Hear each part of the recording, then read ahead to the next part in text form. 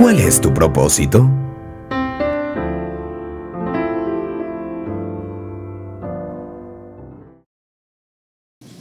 Hay gente que vive, hermano, su vida alrededor de sus errores y ocultando su vergüenza. Son controlados por sus recuerdos. Su futuro está controlado por su pasado. Muchos caminan. ¿Se recuerda del famoso judío errante? ¿Se recuerdan de eso? ¿Alguna vez les hablaron del judío errante a ustedes en el catecismo? ¿No? ¿No? ¿Nunca fueron al catecismo? Yo los voy a mandar al catecismo para que les cuenten esas historias. Otro día les cuento del judío errante. El tema es que muchos andan huyendo sin propósito alguno. Están huyendo de su pasado. Somos el resultado de nuestro pasado, pero no tenemos que ser prisioneros de ese pasado. Porque la culpa, eso es lo que hace, recordarte lo malo que hiciste. Y eso hace que mucha gente guíe su vida de acuerdo a eso que hizo. El propósito de Dios no está sujeto a tu pasado. ¿Sabes por qué? Porque Dios es experto en nuevos comienzos. Dios hace nuevas todas las cosas, dice Pablo a los Corintios, de modo que si alguno está en Cristo, nueva criatura es, las cosas viejas han pasado. ¿Sí? Entonces, el pasado queda atrás. No podemos cambiarlo. ¿De acuerdo? Que la regaste, ¿qué vas a hacer? Nada. Sino que ver hacia adelante y ver cómo no repites. Para mucha gente su vida es un constante déjà vu. Todas las mañanas se encuentran con el mismo problema, acordándose de la misma situación que vivieron hace 20 años. Hay muchos a quienes los guía la ira y el resentimiento. Se aferran a heridas que nunca logran superar. ¿Sabe una cosa? En vez de deshacerse del dolor por medio del perdón, dan vueltas una y otra vez en sus mentes. ¿Sabe qué es lo tremendo con esto de la ira y el resentimiento? Que uno cree que teniendo resentimiento contra alguien le va a hacer daño a esa persona. Y el único que sufre por el resentimiento es uno mismo. Una vez leí algo que decía que tener resentimiento contra alguien es como beber veneno esperando que el otro se muera. Es imposible.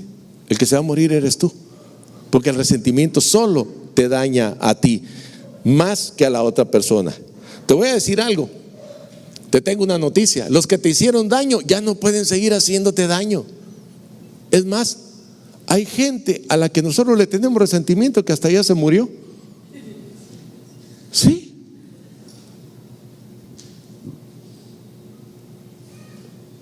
Ya se murió y tú le sigues guardando resentimiento. El resentimiento te daña más a ti que a la otra persona. Dice un dicho acá en Panamá: lo pasado, pisado. ¿Sí? ¿Por qué? Porque el pasado nada lo podrá cambiar. Entonces, entregarse a la amargura es una necedad, dice el proverbio, que lleva a la muerte. La amargura te va a llevar a la muerte, te va a secar la vida, te va a nublar el entendimiento. A muchos los guía el temor, que puede ser el resultado, y uno puede decir es una razón, de una experiencia traumática, o puede ser el resultado de falsas expectativas, o en algunos casos de haber sido criados en un hogar de disciplina rígida. Hay gente que crece en hogares donde la cosa es tan rígida que no se permite ni respirar. Para todo hay que pedir permiso. Entonces la gente vive con miedo. Hace poco vi una película de un hombre que cumplió, creo que 30 años de cárcel y por fin salió de la cárcel. Y cuando salió llegó a con su ¿cómo se llama? Su supervisor, porque salió en libertad condicional. Y el supervisor le consiguió un trabajo y era empacando productos en un supermercado. Y cuando estaba ahí en el supermercado, el hombre de repente se detuvo y fue con su jefe y le dice: ¿puedo ir al baño? Entonces el hombre lo detiene y le dice: aquí ya no tienes que seguir pidiendo permiso. Si quieres ir al baño, no tienes que pedirme permiso, tienes que ir directamente. Y el hombre se quedó así como: ok, gracias. Porque después de 30 o 40 años de estar pidiendo permiso para todo, sus acciones estaban condicionadas por eso. Lo mismo sucede con el temor. Después de vivir bajo temor, el temor te condiciona a actuar de determinada manera. El temor te hace perder oportunidades. El temor te hace perder oportunidades porque te obliga a no aventurarte. Ay, no, dice, no sé qué va a pasar con eso, mucho riesgo. Y ni siquiera sabe cuáles son los riesgos. Yo te voy a decir una cosa: hay gente a la que yo admiro, y son muchos de ustedes que vinieron de otros países. Los admiro, porque muchos vinieron acá sin saber a dónde venían. Yo sé de gente, mire, conozco un hombre que llegó al aeropuerto de Tocumen, salió así y se paró, miró hacia todos lados. Usted sabe la gran experiencia que es salir de ese aeropuerto, ¿verdad? ¡Bum! Te pega, lo primero que te pega es el calor. Y tú dices: Dios mío. Y se quedó viendo, se quedó mirando. Cuando alguien se le acercó, un taxista, y le dice: no tienes a dónde ir, ¿verdad? Le dice: no. Ok, le dijo: vamos a hacer un trato. Yo te voy a llevar a mi casa. Tengo un lugar donde te puedes quedar durante un mes hasta que consigas trabajo. Después de ese mes me pagas.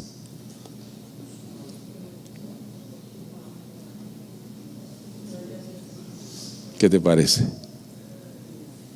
Es un milagro. Claro que es un milagro.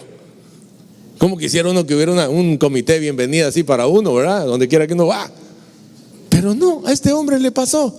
En 15 días. ¿Usted qué cree que hizo ese hombre? Llegó, se acostó, puso el abanico. Bueno, tengo un mes, digo. No, esa misma tarde salió a ver qué hacía.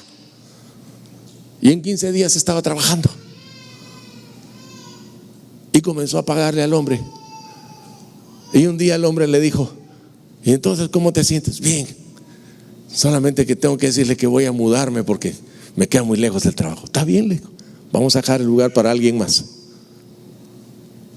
Por supuesto, ese mes o esos días que estuvo ahí, ese hombre que lo ayudó se dedicó a presentarle a Jesús. Los milagros no vienen solos, vienen de la mano de Jesús. Amén. Entonces, ¿por qué te digo esto del temor? Porque la gente que está sujeta al temor siempre quiere lo seguro, sin riesgos y manteniendo las cosas como están. Es un tipo de cárcel que uno mismo se impone y te impide llegar a ser lo que Dios quiere que seas. Dice la Biblia: el que ama no tiene miedo. Donde hay amor no hay temor. Al contrario, el verdadero amor quita el temor, quita el miedo. Si alguien tiene miedo de que Dios lo castigue, es porque no ha aprendido a amar. Otra cosa, a muchos los guía el materialismo. Hay gente que está bien fregada con eso, hermano. ¿Por qué? Porque el deseo de adquirir se convierte en la meta principal de sus vidas. Querer tener se basa en la idea equivocada que cuanto más tengas, serás más feliz, serás más importante y vivirás más seguro. Nada más lejos de la realidad. Todos son conceptos erróneos. Mucha gente dice: ¿cuánto tenemos? ¿Cuánto valemos? ¿Verdad? A mucha gente le enseñaron a vivir de esa manera. No es lo mismo cuánto tienes que cuánto vales. Y Dios dice que las cosas más valiosas en la vida no son los bienes que posees. Eso dice la Biblia, que eso no es lo más valioso que tienes. El mito más común respecto al dinero es que mientras más tengas, más seguro estarás. ¿Cuántos saben que eso no es cierto?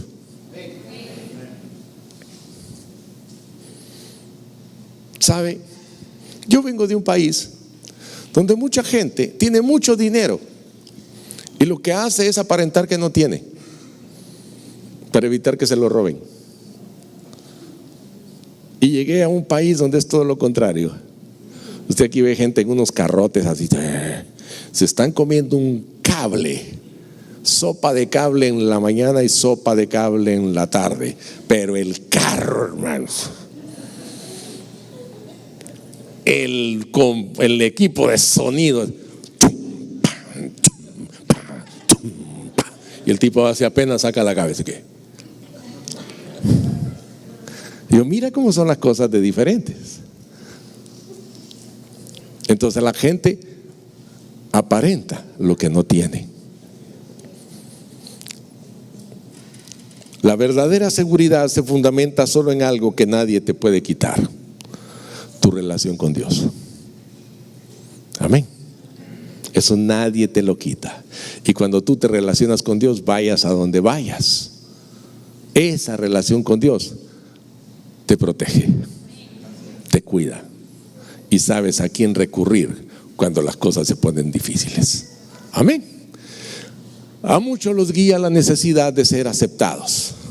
Permiten que las expectativas de padres, cónyuges, hijos, profesores o amistades controlen sus vidas. Muchos adultos siguen tratando de ganarse la aceptación de sus padres, a quienes es imposible agradar. A otros, la presión de sus amigos, el qué dirán. Aquellos que siguen al mundo terminan, como dice la Escritura, perdiéndose en él. Yo te voy a decir una cosa: yo desconozco todas las claves del éxito, todas, pero si algo sé con claridad es que tratar de agradar a todo el mundo es la clave del fracaso. Nadie, dijo Jesús, puede servir a dos señores. Yo quiero que ustedes vean un video que tenemos acá.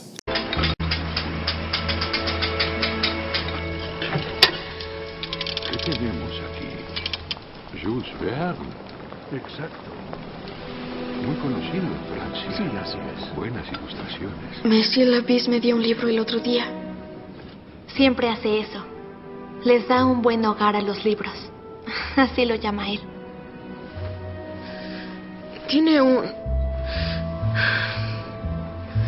propósito. ¿De qué hablas? Todo tiene un propósito.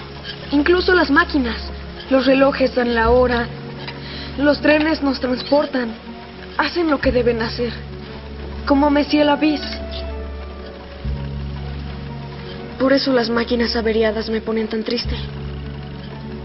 No hacen lo que deben hacer. Tal vez sea igual con las personas. Si pierdes tu propósito, estás averiado.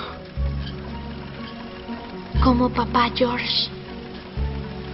Podemos repararlo. ¿Ese es tu propósito? ¿Reparar cosas? No lo sé. Es lo que mi papá hacía. ¿Cuál será mi propósito? No lo sé. Tal vez si hubiera conocido a mis padres, lo tendría.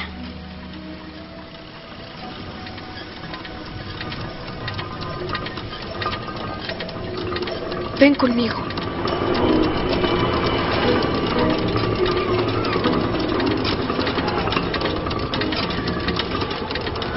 Justo cuando murió mi padre, tenía mucho aquí.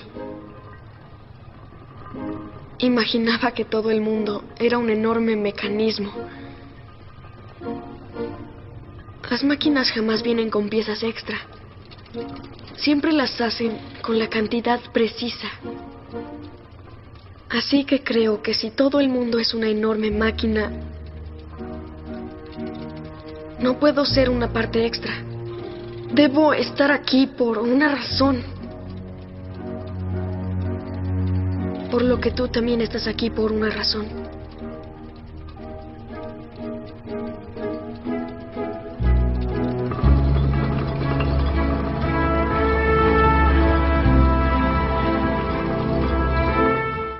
Cada uno estamos aquí por una razón. ¿Usted se ha dado cuenta que a usted cuando compra un aparato no le dan un saquito de piezas extras? Esto es cuando se le dañe tal cosa. No. Igual, el cuerpo de Cristo no vino con piezas extras. Todas las piezas son vitales. Usted es parte del cuerpo de Cristo, entonces usted tiene un propósito. Cada uno de nosotros tenemos un propósito. Ahora, los beneficios de tener una vida con propósito. El día que nosotros entendemos que Dios tiene un propósito con nosotros, ese día comienza de verdad la emoción. Número uno, cuando tú conoces tu propósito, o más bien el propósito que Dios tiene contigo en esta vida, en que tú seas parte del cuerpo de Cristo, lo primero que sucede es que le da sentido a tu vida. Oyeron en el diálogo de esos niños, yo sé lo que tengo que hacer. Cuando ella le dice, tu propósito es reparar las máquinas. Ella dice, yo no sé cuál es mi propósito, tal vez si hubiera tenido padres lo sabría. Mucha gente pensamos por causa de las cosas que nos han sucedido que no podemos conocer el propósito que Dios tiene con nosotros, pero sí podemos. ¿Por qué? Porque primero entendemos que Dios nos trajo al cuerpo de Cristo con un propósito: darnos nuestro lugar en esta tierra. Tú no estás aquí por un accidente. Tú no estás aquí porque un día papá y mamá se equivocaron. Es que ese día se le olvidó a mi mamá tomarse la pastilla. A mi papá se le olvidó ponerse el condón y entonces yo nací. No, tú no naciste por casualidad, o por error, o por accidente. Tú naciste porque Dios tenía un propósito. A lo mejor te pasó de que tu papá y mamá nunca se casaron porque a lo mejor tu papá estaba casado en otro lado y entonces tu mamá quedó embarazada de él porque tuvieron una aventura. Bueno, la aventura la tuvieron para que nacieras tú. El problema no es qué pasó con ellos. El problema es que no has entendido que Dios tenía un plan para traerte a esta vida. Tu vida tiene sentido, tiene significado. Ahora, mucha gente está tratando de hallar ese sentido en el horóscopo y en un montón de boberías. ¿Por qué? Porque no saben a dónde caminar. Entonces tratan de hallarlo en esos lugares. Cuando la vida tiene sentido, déjame decirte algo, soportas cualquier cosa. Pero cuando la vida no tiene sentido, resulta insoportable. ¿Cuánta gente se suicida, hermano? Por eso. Dice, esto no tiene sentido. ¡Pam! Sin Dios la vida no tiene propósito, y sin propósito la vida no tiene sentido, y la vida sin sentido no tiene significado ni esperanza. Porque es Dios el que le da sentido a todo. La tragedia más terrible, mis amados, no es morir. La tragedia terrible es vivir sin propósito. Tener esperanza es el resultado de tener propósito. Dice el Señor, porque yo sé los planes. Oiga las palabras del Señor. Yo sé los planes que tengo para ustedes, declara el Señor. Dice, planes de bienestar y no de calamidad, para darles un futuro y una esperanza. Los planes de Dios son claros. Por eso cuando a ti empiecen a salirte las cosas mal, di, pero los planes de Dios no son que salgan mal. De aquí va a salir algo bueno. Entonces, nosotros quizá en este momento estemos encarando alguna situación que nos parece imposible, pero escucha lo que dice la Biblia. Te lo leo en Efesios 3:20. Dios tiene poder. Estoy seguro que esta es una palabra profética para alguien. Dios tiene poder para hacer mucho más de lo que le pedimos. Ni siquiera podemos imaginar lo que Dios puede hacer para ayudarnos con su poder. No tenemos ni idea de lo que Dios puede hacer si acudimos a Él y confiamos en su poder. Número 2, Dios simplifica tu vida. Define lo que haces o lo que dejas de hacer. qué cosas son esenciales o no que te ayudarán a cumplir los propósitos de Dios en tu vida. Es imposible que logres hacer todo lo que los demás quieren que hagas. Hay gente que vive de acuerdo a lo que la gente le está diciendo. Haz lo que tienes que hacer, no lo que otros quieren que hagas. No me estoy refiriendo a tu trabajo, ahí tienes que hacer lo que el jefe dice. Me estoy refiriendo a tu vida. Solo tienes tiempo, déjame decirte algo, si algo es corto es la vida. Así que solo tienes tiempo para hacer la voluntad de Dios, no tienes tiempo para otra cosa. Vivir con propósito nos lleva a un estilo de vida más sencillo y a un plan de actividades más saludable. La Biblia dice, algunos dicen ser ricos y no tienen nada, otros dicen ser pobres y nada les falta. ¿Por qué? Porque saben que su vida tiene sentido. Número 3, conocer tu propósito enfoca tu vida, diriges tu esfuerzo y energía a lo que es importante, no te distraes, te conviertes en una persona efectiva al ser selectivo. Cuando tú tienes propósito no le dices sí a todo. Yo recuerdo cuando llegué aquí a Panamá, tenía una posición en el trabajo muy importante y entonces toda la gente venía y al que le pedían permiso para todo era a mí, a todo yo les decía que sí. Entonces un día me agarró una compañera, me dice, oye Valo, me dice, qué bueno que tú no eres mujer. Y le digo, ¿por qué? Porque lo que sea que te piden dices que sí. Yo dije, tienes razón. Hay que ser selectivo. Entonces, ¿por qué te digo esto? Porque sin un propósito claro seguirás cambiando de dirección a cada momento. Vas a cambiar de dirección, vas a cambiar de trabajo. Hay gente que llega a un trabajo, me voy. No se quieren ni esperar a ver de qué se trata el trabajo. No se quedan a ver ni siquiera qué van a aprender con el trabajo, ni a ver cómo es el jefe. Cambian de relaciones, cambian de iglesia, cambian de todo, cambian de muchas cosas, esperando que cada cambio resuelva la confusión o llene el vacío que cargan. Porque el problema es la falta de enfoque. Y Pablo, el apóstol, nos enseña cómo es vivir con una vida enfocada. En Filipenses 3:13 dice, más bien una cosa hago, olvidando lo que queda atrás, me esfuerzo por alcanzar lo que está delante. Y sabe una cosa, a veces cuando leemos a Pablo decir, me olvido de lo que queda atrás, pensamos que solo se refiere a lo malo. No, también a lo bueno. No vivas de glorias pasadas, ve por las nuevas y las que están adelante. Nunca confundas actividad con productividad. Hay gente que pasa ocupado todo el día pero no produce nada. Podrías estar ocupado sin propósito alguno. ¿Qué más hace conocer tu propósito? Estimula tu vida. El propósito siempre produce entusiasmo. ¿Sabes? Esa palabrita entusiasmo significa en su original lleno de Dios. Te anima, ¿sí? ¿Has visto gente con entusiasmo? ¿Quieres ver gente entusiasmada? Mírenlo cuando están viendo a su equipo favorito estar ganando. Retan a todo el mundo, ¿sí? Creen que son los mejores del planeta. Nada tiene tanto ímpetu como tener un propósito claro. Por otro lado, el entusiasmo se disipa por falta de propósito. Por lo general es el trabajo sin propósito y no el exceso de trabajo lo que nos acaba, lo que nos deja sin fuerzas, lo que nos roba el gozo.